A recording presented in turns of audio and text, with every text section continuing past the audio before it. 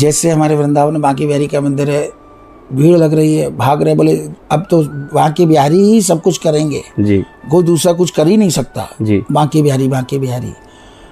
अब जैसे नवरात्रि का समय आ गया, लोगों ने माता के मंदिर में ही भीड़ लगा दी, बोले बांके बिहारी फेल हो गए, ये नहीं, अब तो नवरात्रि है, 9 दिन तो इन्हीं का काम है, 9 दिन यही करेंगे जी। तो ऐसे ही अब आजकल बहुत भीड़ लग रही है, जो भी युवा वर्ग है वो भाग रहा है, खाटू श्याम के लिए भाग रहा है।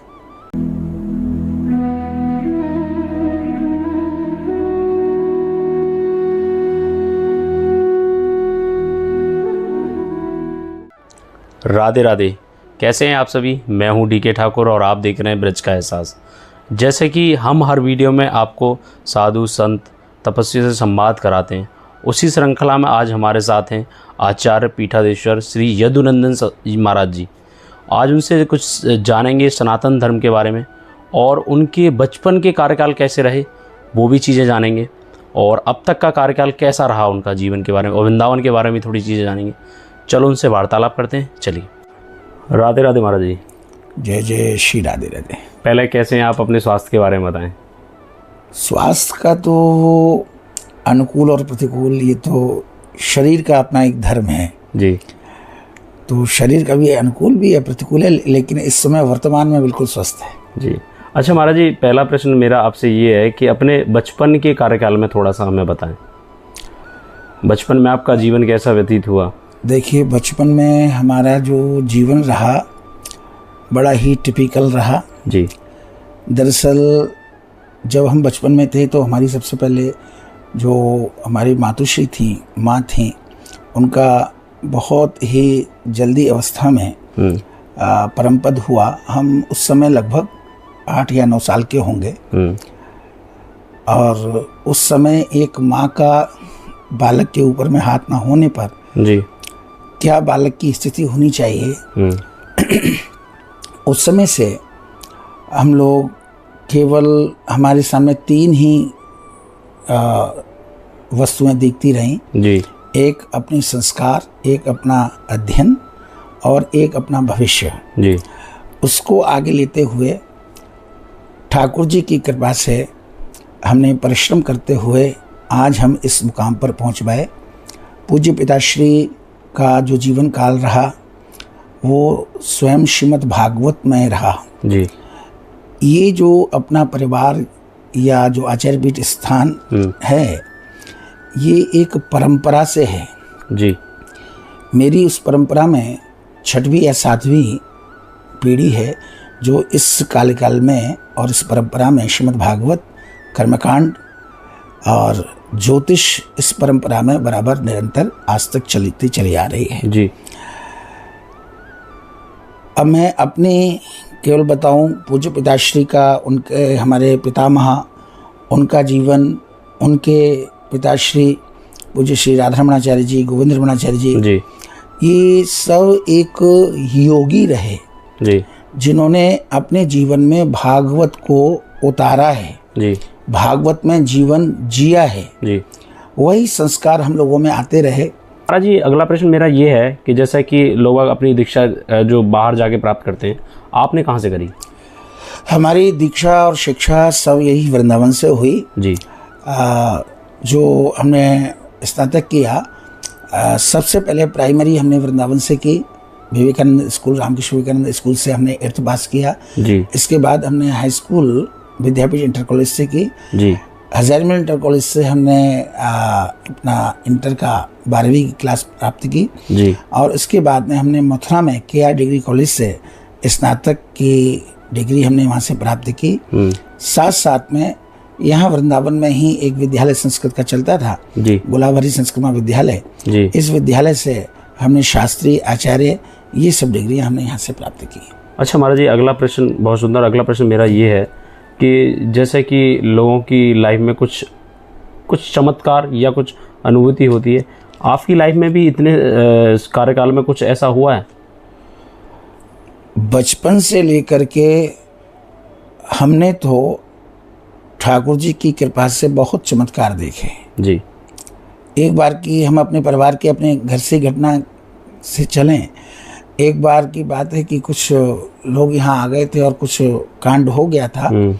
तो जो हमारे सेवित ठाकुर जी, ठाकुर सत्यनारायण मदन मोहन लाल जी महाराज जो यहाँ मंदिर में विराजमान हैं जी, हमें आश्चर्य हुआ कि जो उनके हाथ के आयुध हैं शंख चक्र गदा पद्म, तो उनकी चांदी की गदा हमें अपने इस जो स्थान है इसकी बाउंड्री के बाहर चांदी की मिली। तो हमें आश्चर्य हुआ कि भगवान की जो शयन कक्ष में गदा रख देते हैं साथ ही साथ रहती है, वो यहाँ कैसे आ गई जी।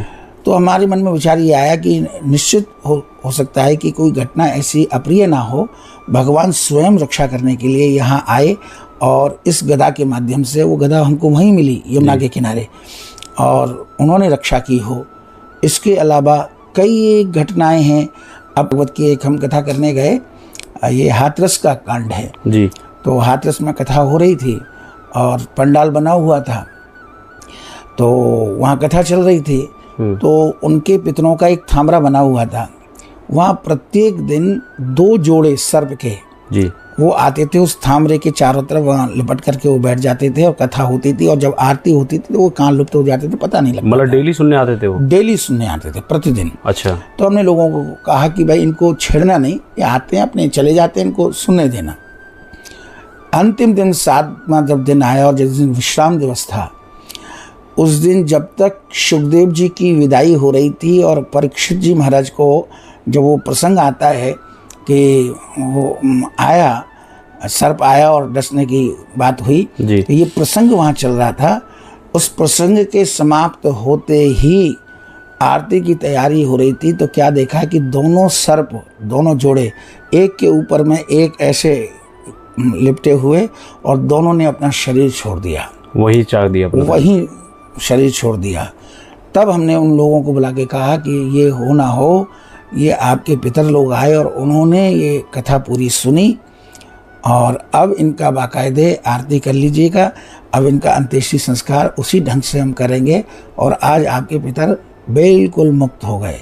तो ऐसी ऐसी अनेकों घटनाएं देखने को मिली कि एक बंदर, कथा चल रही है और वो प्रतिदिन आए और गद्दी के पास आए और वहाँ रखे हुए केले ले और वहीं बैठ जाए और आधा 1 घंटे तक कथा सुने, कोई हलचल नहीं जी।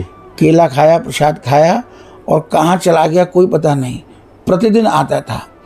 तो इन सब बातों से पता लगता है कि वास्तविक में ये ठाकुर जी का कोई ना कोई चमत्कार है, और ऐसे अनेकों चमत्कार हमारे जीवन में। अच्छा महाराज जी, अगला प्रश्न मेरा ये है, जैसे कि आजकल जो युवा पीढ़ी के जो भागवत प्रवक्ता आ रहे हैं जी, वो एक अमाउंट फिक्स करते हैं जी। जैसे आपने सुना होगा, आप तो देख ही रहे हैं जी जी, कोई 10 लाख मांगता, कोई 5 लाख मांगता है जी। क्या आपके यहाँ पे भी यही सिस्टम होता है क्या? नहीं, अपनी परंपरा में तो आज तक भी ऐसा नहीं हुआ जी।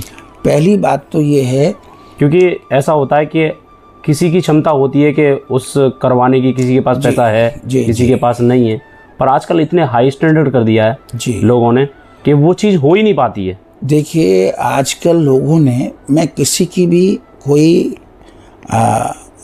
वो नहीं कर रहा, किसी का अपमान नहीं कर रहा जी, लेकिन एक बात ये समझने की है कि आजकल लोगों ने ये श्रीमद् भागवत को व्यावसायिककरण कर दिया है जी। और जहाँ तक कि ये श्रीमद् भागवत व्यावसायिक क्रम नहीं है, इसका व्यावसायिककरण नहीं होना चाहिए जी। जिस समय श्रीमद् भागवत के महात्म्य जब कथा आती है, श्री सुखदेव जी महाराज परीक्षित को कथा सुना रहे हैं, तो देवताओं को हुआ अमृत कलश लेकर के आए जी।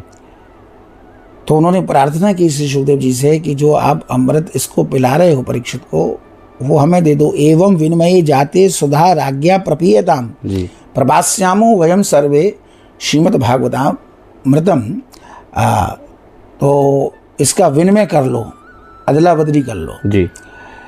तब सुखदेव जी महाराज ने देखा कि ये कोई बनिया की दुकान तो नहीं है, एक बनिक की दुकान पे तो अदला बदली होती है जी, कि पैसा देता है बदले में वस्तु लेता है जी। तो सुखदेव जी महाराज ने उन देवताओं को अभक्त समझा, अभक्तांस तांस विज्ञाय न ददौ स कथामृतम। ये जो श्रीमद् भागवत है अभक्त लोगों के लिए नहीं है, भक्त लोगों के लिए है जी। जो रसिक जन हैं, मुहुरहो रसिका भुवि भावुका, जो रसिक हैं, जिन्हें उस कृष्ण को प्राप्त करने की जो प्यास है उन लोगों के लिए है ये कथा। ये व्यवसायीकरण के लिए नहीं है। आजकल जो व्यवसायीकरण हो रहा है कि हमको इतना चाहिए, हमको इतना चाहिए, हमको इतना चाहिए, ठीक है, साथ जाने वालों का तय करना चाहिए व्यास को, लेकिन व्यास यदि अपनी दक्षिणा यदि तय करता है तो ये मर्यादा के और उस व्यास गद्दी के बिल्कुल विरुद्ध है। हम लोगों को जब इस गद्दी पर बिठाया गया तो हमको हमारे गुरुदेव ने तो एक ही बात कही थी कि भाई सबका तय करो, सब कुछ तय करो, लेकिन व्यास गद्दी की जो विदाई है वो तय नहीं करना। सबसे पहले तो हमें उस व्यास गद्दी के लिए विश्वास दिलाया गया जी। क्योंकि ये श्रीमद् भागवत क्या है? ये श्रीमद् भागवत कल्पतरु वृक्ष है। यदि पहले हमको ही विश्वास नहीं होगा तो हम दूसरे को क्या विश्वास दिला पाएंगे? बिल्कुल बिल्कुल। तो जब हमारे सामने कल्पतरु वृक्ष विराजमान है और हमारे अंदर का जो भी मनोरथ है या जो भी हम संकल्प लेते हैं वो निश्चित रूप से पूर्ण करता है। मैं तो अपने जीवन की बताता हूँ, दूसरे से तो मुझे कोई आवश्यकता नहीं है कि हम जब जाते हैं और हम देख लेते हैं कि भाई यहाँ से ये प्राप्तव्य होना चाहिए जी, तो वो भागवत उतना और उतने से ज़्यादा जी वो हमको करके देती है, यानी कि हमको संतुष्ट रखती हैं क्योंकि हम मानते हैं कि ये कल्पतरु वृक्ष है। बहुत सुंदर, बहुत सुंदर। अच्छा महाराज जी, अगला प्रश्न मेरा ये है कि जैसे युवा पीढ़ी आजकल हम देखते हैं कि आजकल नए नए स्थानों पर भटक रही है जी। आज यहाँ बिहारी जी में संतुष्टि नहीं मिली तो खाटू श्याम चले गए जी। अगर खाटू श्याम में संतुष्टि नहीं मिली तो माता रानी के यहाँ चले गए। बिल्कुल बिल्कुल। तो ये ऐसा क्यों देखने को मिलता है हमें? देखिए, बस ये ही जीवन का भटकाव है जी। जहाँ आचार्य चरणों ने या रसिक जनों ने लिखा है कि एके साधे सब सदे जी, सब साधे सज जाए। ये एक भीड़ चाल है जी। ठीक है, सब पूज्य हैं। खाटू श्याम जी का इतिहास सब जानते हैं। बरबरी के राजा था, भगवान की कृपा हुई और जब भगवान की कृपा हुई तो अपने समतुल्य स्थान प्रदान कर लिया, लेकिन भगवान तो नहीं हो सकते जी भाई, वो तो केवल एक ही है। तो इस तरीके से जो जीवन की हमारी भाग दौड़ है, भटकन है, जब तक हम एक जगह अपना मन नहीं लगाएंगे, अपना चित्त नहीं लगाएंगे, हम बिहार जी जा रहे हैं जी। वस्तुतः यही होना चाहिए कि उसी बांके बिहारी में एक को पकड़ करके वहीं उस माता रानी का दर्शन करो, वहीं खाटू श्याम का दर्शन करो, एक जगह टिका लो। बिल्कुल। और जब तक एक जगह नहीं टिकोगे तो ये जीवन केवल भटकाव के सिवाय दूसरी वस्तु नहीं हो सकती जी। हमारा मान्यता तो यही है। इसलिए भटकन खत्म करके, भटकाव खत्म करके एक जगह गर्दन यदि हमने कटा दी जी, वही हमारा काम हो जाएगा। वही उसी मूर्ति में, उसी खाटू श्याम में, उसी माँ के बिहारी में, उसी वैष्णो माता में हमारे इष्ट का दर्शन हो जाएगा। एक जगह लगे रहो। और यही भजन की एक तरीका है। यदि हम भटकते रहेंगे तो भटकाव जीवन में रहेगा जी। बहुत सुंदर महाराज जी। महाराज जी, अगला प्रश्न मेरा ये है कि जैसे कि आजकल युवा पीढ़ी में हम देखते हैं, तीर्थ स्थलों पर देखते हैं कि कुछ आने बहाने मार के घर से आते हैं जी जी जी, कि हम मंदिर जा रहे हैं, पर वो मंदिर के बहाने यहाँ आके पार्टी, ड्रिंक, शराब, इन चीज़ों का सेवन करते हैं, और वो भी पवित्र स्थानों पर आकर। और ये चीज़ें हम वृंदावन में भी देख रहे हैं। बिल्कुल, आप बिल्कुल तो सही। उसके बारे में आप क्या बिल्कुल आप सही कह रहे हैं। आजकल लोगों ने इन तीर्थों को पिकनिक स्पॉट बना दिया है जी, और इसमें युवा वर्ग भी है। और मैं तो कहता हूँ कि जो भी सनातनीय धर्म को मानने वाले हैं जी, उन सबको इस विषय पर लेकर के इन नए युवा वर्गों को सावधान करना चाहिए कि आप ये सब गलत कर रहे हैं। ये तीर्थ स्थान, ये पवित्र स्थान, ये केवल भजन करने के लिए हैं, अपने जीवन को सुधारने के लिए हैं। ये पिकनिक स्पॉट नहीं है। हम देखते हैं कि बहुत से लोग डलियाओं में अपने ठाकुर जी को लेकर के आते हैं और दर्शन कर रहे हैं, ठाकुर जी तुम खा लो, और उनको दिखाएंगे उसी झूठे हाथ से। जब तक हमारे जीवन में आचार और विचार नहीं है जी, तब तक उसके जीवन में आचारत्व की और भगवत कृपा की हमेशा कमी रहेगी।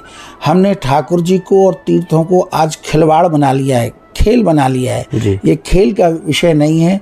बड़े बड़े संतों ने, महापुरुषों ने किस प्रकार से भगवत सेवाएं की हैं, किस प्रकार से अपने जीवन को कठिन परिश्रम करके और भजन करके उस ठाकुर की प्राप्ति की है। भगवत प्राप्ति कोई कठिन नहीं है जी, बहुत सरल है, लेकिन किसी सदगुरुदेव के चरणों में बैठ करके उसका क्या तरीका है, क्या विधि है, उस तरीके से करें तो उनके जीवन में लाभ होगा। अन्यथा ये केवल भ्रमण ही भ्रमण रह जाएगा। तीर्थों को और ठाकुर के साथ कोई खिलवाड़ नहीं होना चाहिए। यहाँ तीर्थों में आकर के पवित्रता का बहुत ध्यान रखना, ये जीवन की अनमोल निधि है।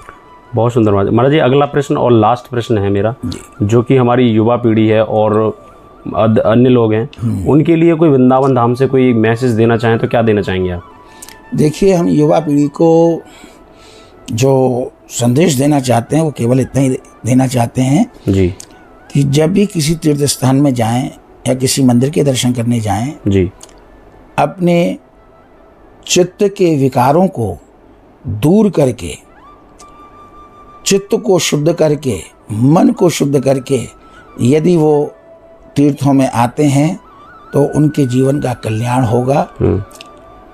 ये पिकनिक मनाने के तौर से और केवल भ्रमण करने के ओर से आ रहे हैं तो वो अपने जीवन का अनमोल समय व्यर्थ कर रहे हैं जी। जीवन का एक एक पल अनमोल है, उसका सदुपयोग करना चाहिए और किसी महापुरुष को साथ में लेकर के या उसकी सन्निधि में बैठ कर के उस तीर्थ का, उस मंदिर का इतिहास, उसका क्या उसका परिणाम है, वो प्रमाण लेकर के उस लाइन से, क्योंकि गीता में भगवान बड़े स्पष्ट कहते हैं कि भाई किसी वस्तु को प्राप्त करने के लिए बोले अर्जुन तद वृद्धि प्रणिपातेन परिप्रश्नेन सेवया उपदक्षन्ते ते ज्ञानम ज्ञानिनाम तत्वदर्शना। पहले एक सदगुरुदेव भगवान के चरणों में बैठ करके उनको प्रणाम करे, तद्वृद्धि प्रणिपातेन, फिर उनसे प्रश्न करे, परिप्रश्न सेवया, फिर उनकी सेवा करे और फिर उनके द्वारा जो उपदेश हो जी, उस उपदेश के माध्यम से हम उस तत्व का दर्शन कर सकते हैं जिस तत्व को हम जीवन में चाहते हैं, या उस तत्व के द्वारा हमको जीवन में जो चाहना है। हमारी चाहना तो अनेक है ना, युवा पीढ़ियों की चाहना अलग है, तो वो चाह उनके जीवन की तभी मिल पाएगी जब किसी महापुरुष का वरदस्त उनके सर पर होगा, उनका आशीर्वाद होगा, तब उन्हें भगवत प्राप्ति होगी। अन्यथा वो अपने समय का केवल व्यर्थ उपयोग करेंगे, कोई फायदा नहीं उनका इस तीर्थों में आने का। एक प्रश्न और है महाराज जी मेरा, जैसे कि आजकल हम देखते हैं कि जागरण हो गए, भजन संध्याएं हो गई, या कहीं भागवतों में भी देखा है हमने कि अभद्र तरीके से कृष्ण भगवान हो गए या भोलेनाथ जी हो गए, उनके स्वरूप को नचाया जाता है, वहाँ पे नचवाते हैं। क्या ये आम आदमी इसके लिए बनाए कि ये करवा सकता है इस चीज़ को, यह वास्तविक में सही है? नहीं, ये बिल्कुल हमारे शास्त्रीय परंपरा के और सनातन परंपरा के बिल्कुल खिलाफ है जी। देखिए, स्वरूप धारण हमारे वृंदावन में जब रासलीलाएं होती हैं और यहाँ के जब स्वामी जी रासलीलाएं करते थे तो जिस समय मुकुट धारण कराया जाता था श्री जी का, ठाकुर जी का, तो बहुत पूजा अर्चना करके व्रत इत्यादि करने के बाद में तब उन स्वरूपों के ऊपर में वो मुकुट धारण कराया जाता था। और मुकुट धारण करने के बाद में वो कोई आम व्यक्ति नहीं है, वो स्वयं उस ठाकुर का ही स्वरूप है। आज के परिवेश में जहाँ यत्र तत्र जरा सी भजन संध्या हो रही है या वो हो रही है, वहाँ और तो और मैंने तो ये भी देखा कि शादियों के अंदर में भी, शादी के पंडालों में भी राधा कृष्ण के स्वरूप बना करके खड़े करके उनको नचवा रहे हैं। हाँ। ये नचवाना बिल्कुल मर्यादा के खिलाफ है। मैं इसका पूर्ण भरसक विरोध करता हूँ कि ठाकुर जी को इस प्रकार के स्वरूप बना करके उनको नचवाना, फिल्मी तर्जों पे नचवाना, ये अभद्रता है, मर्यादा के खिलाफ है, सनातन धर्म के खिलाफ है। ये बिल्कुल नहीं होना चाहिए। यदि आपने स्वरूप बनाया भी है तो उसको मर्यादा से ही वहाँ विराजमान किया जाए, आरती पूजन इत्यादि किया जाए। उनको पब्लिक के बीच में नचवाना बिल्कुल गलत है। उनका पूजन अर्चन करिए जी, वो तो चलेगा। अब जैसे अपने यहाँ त्योहार आते हैं, नरसिंह भगवान के स्वरूप बनते हैं, तो जगह जगह जाते हैं, मंदिरों में जाते हैं जी, तो वहाँ मंदिरों में नाचते हैं, मंदिरों में नृत्य होता है, उनकी आरती पूजन होती है और उनका मुकुट पूजन होता है। तो ये बिल्कुल गलत है और मर्यादा के खिलाफ है, बिल्कुल नहीं होना चाहिए और ये बंद होना चाहिए। बिल्कुल उनका अर्चन कर सकते हैं, पूजन कर सकते हैं, बस इतना ही मात्र केवल होना चाहिए मेरी दृष्टि में। बहुत सही। महाराज जी एक प्रश्न और है मेरा कि काफ़ी मैं देखता हूँ सोशल मीडिया पे, एक हमारी सनातन धर्म से जुड़ी हुई दीदी हैं अर्चना बाबरी जी, उन्होंने एक मुहिम छोड़ी है कि जैसे आजकल हम देखते हैं नए नए सिंगर आ रहे हैं, फिल्मी धुनों पे गाने गाते हैं, जी जी, फिल्मी गानों की तर्ज पे बनाए जा रहे हैं। क्या हमारे जो पद हैं हमारे ब्रज के, क्या वो कम पड़ गए? देखिए हमारे ब्रज के इतने पद हैं, इतने सूरदास, तुलसीदास और हमारे अष्टछाप के जितने भी कवि हुए हैं जी, इतने सुंदर सुंदर पद हैं। यदि हम फिल्मी तर्ज पर इनको गाते हैं या बजाते हैं तो एक तो हमारे भाव में परिवर्तन आता है जी, और ये ठाकुर जी की सेवा, ठाकुर जी का भजन, ये भाव प्रधान है जी, तो बिल्कुल ये संगीत के फिल्म पर बिल्कुल नहीं होना चाहिए। आजकल जो जागरण होते हैं, जगह जगह जो जागरण होते हैं, हम देखते हैं कि पता नहीं किस तरीके से करते हैं, जागरणों का स्वरूप ही बदल दिया। जागरण यदि होना चाहिए उसका तरीका है कि किसी पंडित को बिठा करके या पंडितों को बिठा करके सबसे पहले दुर्गा सप्तशती का पाठ हो, वहाँ पाठ होने के बाद केवल भगवती के ही केवल भजन हो, उसमें कोई भी फिल्मी कोई गाना नहीं। जूते पहन करके संगीत वाले संगीत बजा रहे हैं और तो और क्या, मतलब आजकल मदिरा पी करके भी उसकी टाप पर ये भजन कर रहे हैं। ये जागरण नहीं हो रहा है, ये जागरण के अंदर में सीधा सीधा पाप हो रहा है और उस पाप का फल ये सारी समष्टि को आज देखने को मिल रहा है। ये स्वरूप बदल रहे हैं, इसका परिणाम पूरी समष्टि को मिलेगा और मिल रहा है। ये बंद होना चाहिए। बहुत सुंदर, बहुत बहुत धन्यवाद महाराज जी, आपने इतना कीमती समय दिया हमें।